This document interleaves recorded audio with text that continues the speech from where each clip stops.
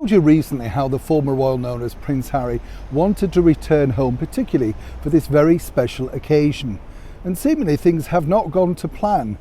But also the ex-royal couple are seemingly also not giving up. What exactly do I mean? Hi, good morning, Neil Sean here in the very heart of London. Nice to see you today.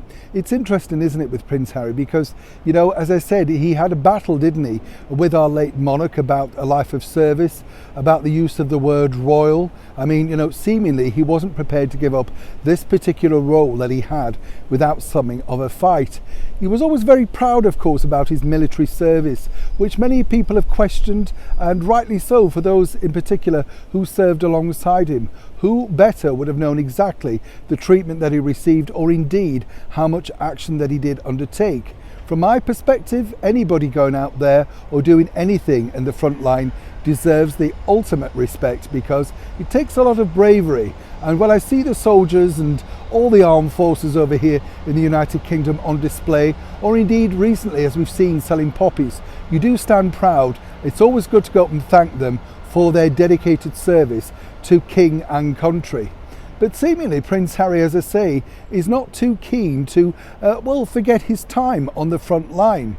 We mentioned earlier this week that Harry would have liked to return back here, particularly for the forthcoming Remembrance Sunday service, you know. And this is the big event that really does honour those that have gone before us in all the great wars. All the ladies and gentlemen who gave their time, their lives, their souls and dedication so freely so that we may live in the world that we live in today. Many might say, when you look at some of the things, was it all worth it? You know, it's a terrible thing to think, because they really did give everything to the cause, and truly we genuinely thank you all.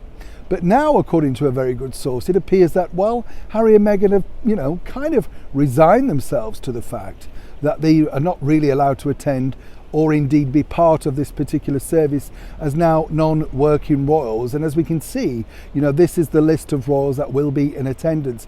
Be strange, won't it, to think about it in the sense of that, not with our wonderful late monarch, who was there for so many years for all of us, you know, and had truly lived through those times. It's going to be very strange, particularly, of course, for our King Charles.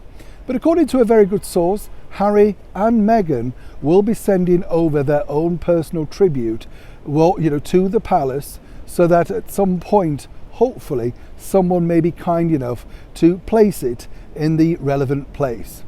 Now, whatever you think, you know, you can say there's two sides to every story.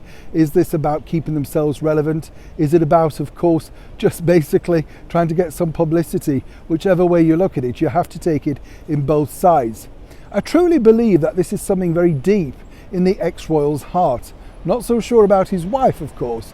As we saw when they placed a wreath at the funeral of the late Duke of Edinburgh, a lot of people were very critical of the fact that they listed exactly the flowers and the reasons behind in that, you know, why they'd put that particular note on there.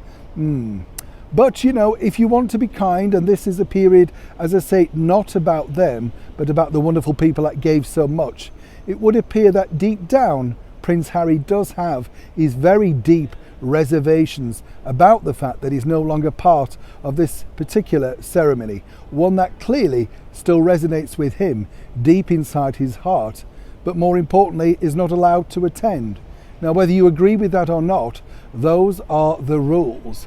It's simply set down, you know, by the king, the monarch in that particular time. And of course it must have been very difficult for our late Queen Elizabeth II to make such a decision. But as we found out over the last few months, she was certainly pushed into a corner. And as ever, it looks like Harry, being rather petulant, seemingly wanted all of his own way. And even now, he still wants to be remembered for what he did. Are we that cruel to take it away from him? As ever, I'd love to know what you think to this particular story in the comments below. Neil Sean in the very heart of London.